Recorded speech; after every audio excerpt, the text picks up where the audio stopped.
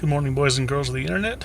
Today is Wednesday, February 21st, 2018, vlog number 51.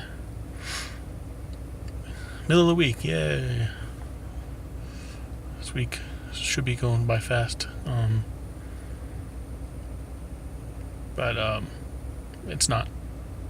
Last couple of days seem long, maybe because I've been busy. So speaking of being busy, the last couple of weeks I've been pretty busy. And I know the Winter Olympics has been going on, now at, over 2 weeks now? Or it's almost over. A couple more days and then it's over. And unfortunately I missed a lot of events that I wanted to watch.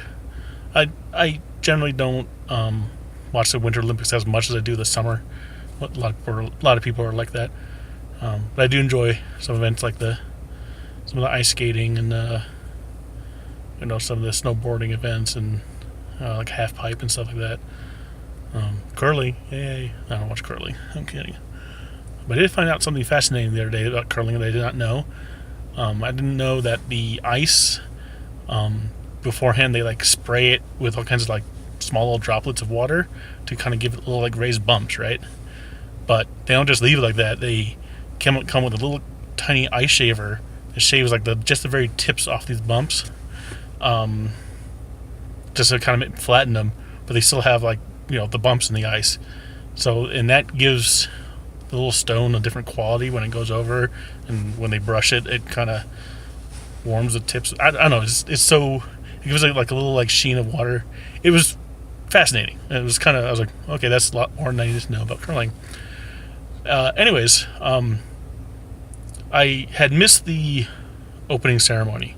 I had to go to work that night.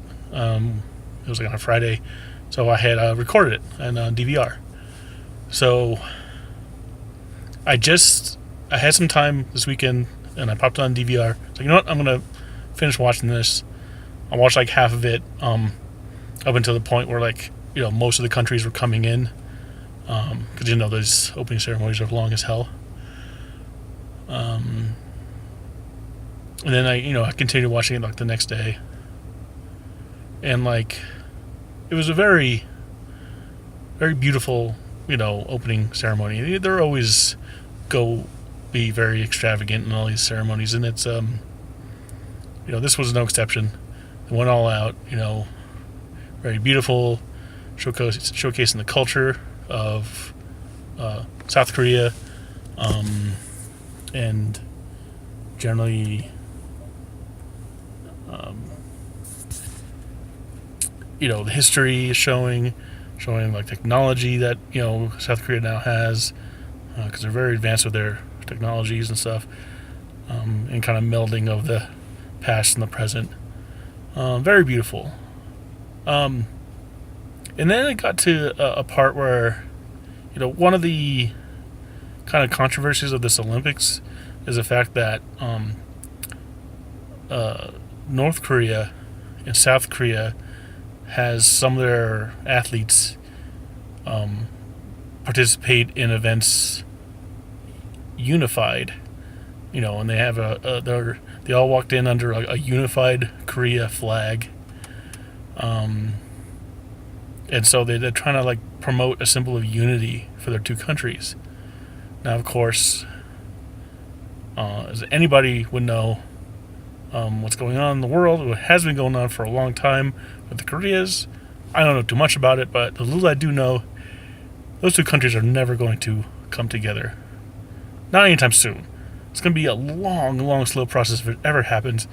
And the problem with that is that North Korea, it's like a whole other world from a different century. The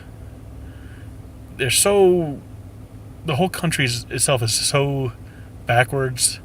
The whole country's literally brainwashed into thinking that their dictator is a god, and they praise him as such.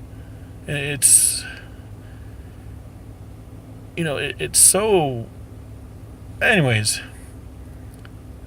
you know, and not only that, but like they're the the citizens in that country, sadly, um, if they're just regular everyday citizens, they're trying to live their lives.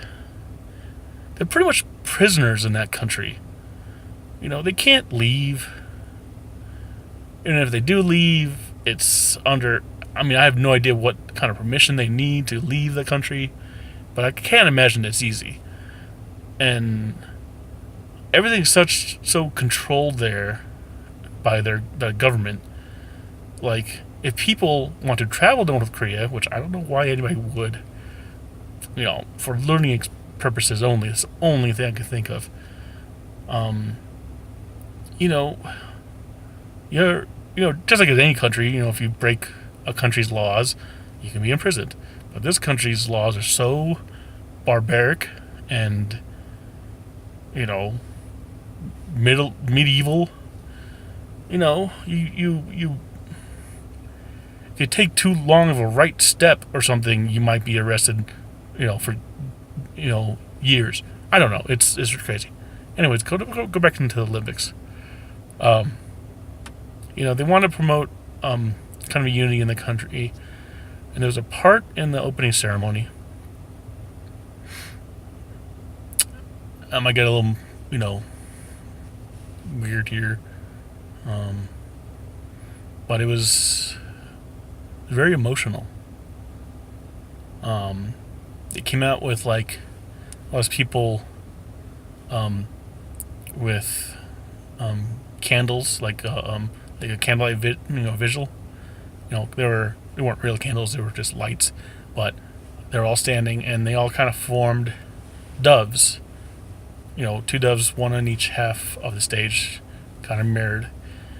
And in the middle of the stage, they had some singers, some Korean singers, a couple, different styles of singers. One was like a folk singer, one was a pop singer, was like an operatic singer.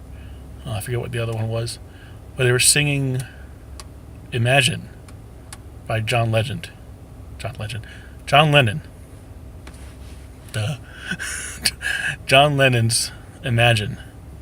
Now, I'm not gonna try to sing this song. I'm a terrible singer, but it's a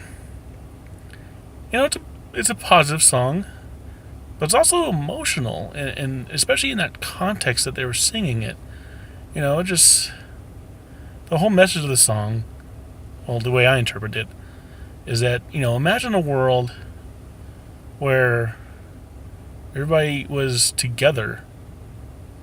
Imagine imagine we had no religions, imagine we had no differences, and that was just like the perfect song that they chose to sing at that time. But it was also extremely sad. I felt sad for both countries, and for a lot of countries that have differences in this world, and differences that I don't think we're ever going to overcome. When I was watching the ceremony, I might have been because I was already kind of feeling. I've already been kind of feeling a little, weary and down over the last week or so. A little depressed. But when the song came on, it hit me. Not only was I feeling, for the countries that I'm feeling, the song was hitting me. Like, tears started welling up in my eyes. And as they are kind of starting to do now. And I just, I wasn't like full on crying or anything, but I really was getting choked up. And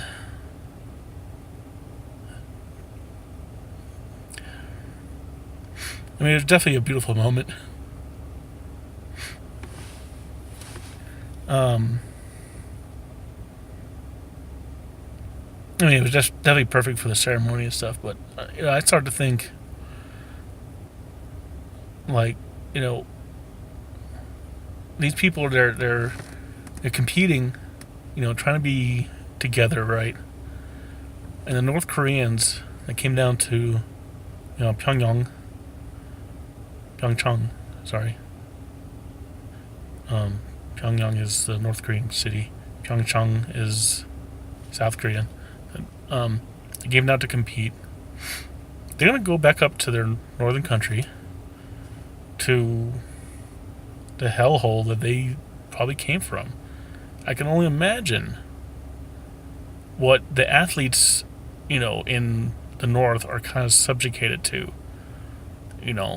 I mean, again, I have to do a little more research, but from what little I know in North Korea, like if you're of a certain age, of a certain, I don't know if every single one, but like there's a certain percentage of the North Koreans that are constricted into their military by law. Like, they have a draft. So it's not like we like America. We have a draft, but just like pretty much they require everybody in that country to serve the country and their leader.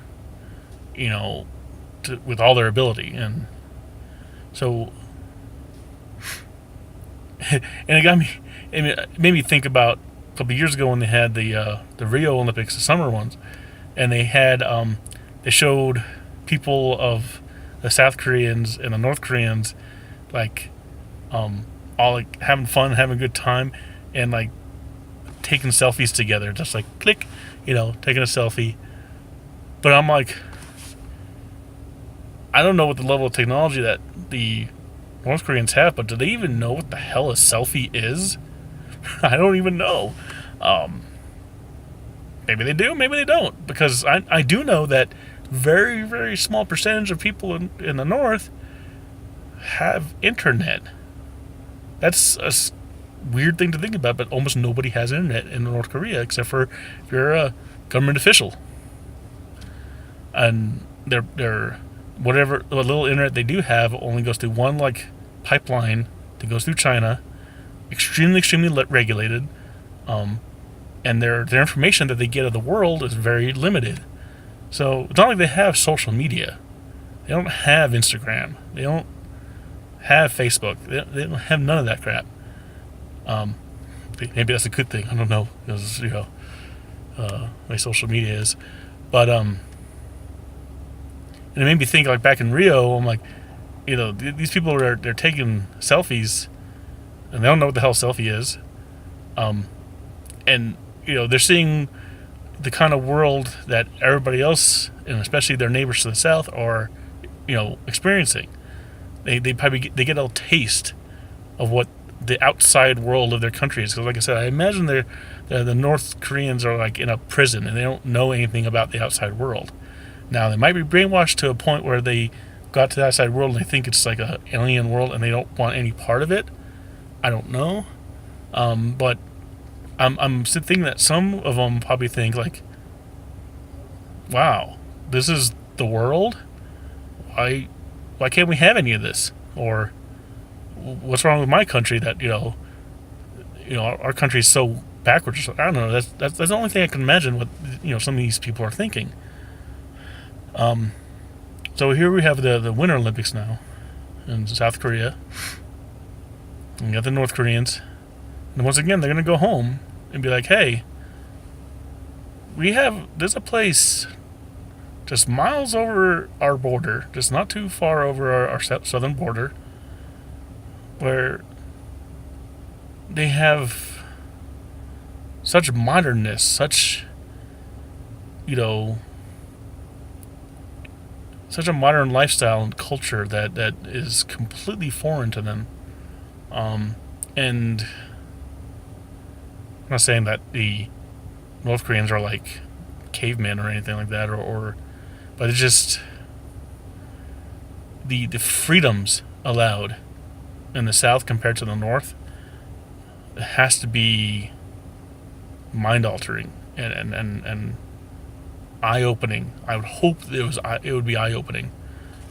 And perhaps by sending a delegation and sending some athletes to the South, maybe when they come home, I know Kim Jong-un, the leader of North Korea, he's following in his father's and grandfather's footsteps and being the ultimate, dictator up there, but yet the god for their country, whatever. But I'm wondering if, in some small aspect, he kind of maybe wants to shift his country to more of a modern feel. I don't know. I mean, he knows about the outside world. He's not dumb. He watches American movies, for crying out loud. He's friends with Dennis Rodman. But I mean, he's not dumb of the outside world. But I'm saying most of his countrymen are. And I don't know how their politics might work, but if they can somehow pressure some kind of change in the country, that's a positive thing. I don't know. So I didn't really have. I really didn't think about what to talk about for today, except for that. That was like the one thing that popped in my mind. I'm sorry, felt a little emotional there, but still dealing with a little bit of. I've been down still for the last couple of days. I get small bouts of depression off and on here. I mean, it's not. Everybody would tell me that depression, don't make light of it. Don't say, oh, it's no big deal, because it is a big deal. But it's not like super heavy depression where I get like, I never even come close to thinking suicidal. A lot of people depressed are like that. I feel sorry for them. I not in many years have I ever felt suicidal. In high school, I actually did contemplate it very briefly. But that was also my beginning years of thinking logically. Now I'm going off on a tangent here, but it's my vlog. I don't care. I can talk about whatever the hell I want. In high school, that was one of my beginning years of really thinking logically and objectively. And in my logical brain back then, and even till today, I'm thinking, a lot of people commit suicide, and yeah, it's sad, and sometimes it's really hard to deal with things whatever they're dealing with, especially like if they're clinically depressed. I can't even imagine what they're going through. But I still hold to the idea that taking your life is the kind of a coward's way out. It's and it's selfish to do. Because whenever I think about that, I think about, if I were to take my life, all my family and all my friends have to put up with that. They have to deal with that knowledge that I took my life, and maybe I told them why, maybe I didn't. Like, if there was a reason behind me doing it, or just I just did it for no reason, they're going to be thinking for all their life that, what could have I done differently? And they're going to be, that's just extremely, extremely hard on them. And that's what I think about. That's what kind of, I'm not going to say that's what keeps me from, taking my life. I'm just saying that I know the only thing that can be known is that this is a life that I have right now. And it may be my only life. It's very possible, and it's extremely probable, that this is my only life that I'm going to have.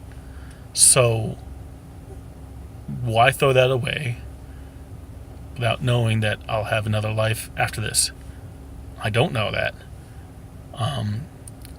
Every day that I have this life must be precious, must be cherished, and you want to make the most of it every day of your life. That's what I believe. That's what I know in my heart and my mind. I'm not I'm not a spiritual person at all. Um, I don't think that I have a soul that's going to go on. I have no objective reasoning to think that. I see no evidence of it. Um, but I do know that I'm here on whatever this is. If I'm in a matrix, I don't know. If I'm if I'm in some kind of alien, play set, erector set, advanced alien species, that has a play toy and where does all their playthings? I don't know. Something I can never know. But this is a reality that I know, that I'm aware of. That's reality to me. So I'm going to cherish this one life that I know that I have. And I think everybody should try to think that way too. Wherever their life takes them, whether they're successful, not successful, somewhere in between, just living their life day to day. If they have depression, if they're happy, if they have money, if they don't have money, if they have power in society, if they don't have power, in all walks of life, any country you live in, whether you live in a nice free country like the nearly 100 some odd countries that are considered free. We're not the only ones with freedom in this country, by the way, America, but we have other free countries. If you live in a country that's not free, if you have freedoms restricted to a point where you're kind of a prisoner, wherever you are, you still have one life to live. So whether you just live that life day to day, and pass on your story to your children, or not have children, if you have friends, if you have brothers and sisters, parents, cousins, you all have one life. So I would hope that with the knowledge that you have that one life, you would choose the time that you have on this earth to live it to the best that you can. I'm not saying that you have to seize the day and make everything count, but try not to have regrets in life. Try to if you feel like you have to, I'm not saying you do, try to make a difference in this world. If you can't, or if you don't want to make a difference, that's fine. But if you feel that you have the ability to make a difference, go ahead. It's your life. Make that difference. If you can make that difference, if you want to go to a country and talk to their leaders or talk to their people to maybe influence their leaders, or if you're a citizen of that country and you want to try to make a difference, you can if you want to. I'm sure there's going to be an infinite amount of obstacles, presented to you. But they can be overcome. But then again, I don't. If these obstacles are too great, and that it's almost impossible to overcome, where it could risk your life, maybe that's not worth it. Because like I said, this is the only life you have, so don't do anything that will risk your life. Unless, the only caveat to that is if you think it's worth it to risk your life.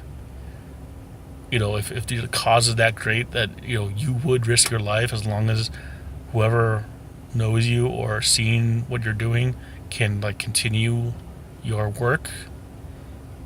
Sure. I don't know. Just cherish your life. That's all I can ask. I'm going to try to cherish mine. I started this year wanting to make a change in my life, to make a kind of a difference, not just to me, but to those around me. I didn't want my life to be as stagnant as it has been for many, many years. That's the reason that I've wanted to increase my photography, because that's kind of my artistic side wanted to come out. Because I've been stagnating it for so long. It's my artistry has been, I've always used to draw, but I don't do anything creative anymore, except for now I do photography. That's my creative outlet now. That's why I do these vlogs every day, because I want to stoke my creativity, and I want to try to make a difference in my life and not make everything stagnant. So here's hoping for the best for the rest of the year. I'll continue making these vlogs. Hopefully, not every vlog is going to be as depressing or I don't know if this is thought-provoking or not, but these are just my thoughts pouring out of my head. Not many people watching this right now, but if you do watch this and you want to think about it, or if you just want to have a conversation, we have a comment section on YouTube. Make a comment if you want to. Anyways, this vlog is getting pretty long. Didn't want it to be quite this long, and I'm sitting here in my running car, and the sun's coming up, and I want to go home and go to sleep. So, everybody have a good day. I will talk to y'all later, and I love you.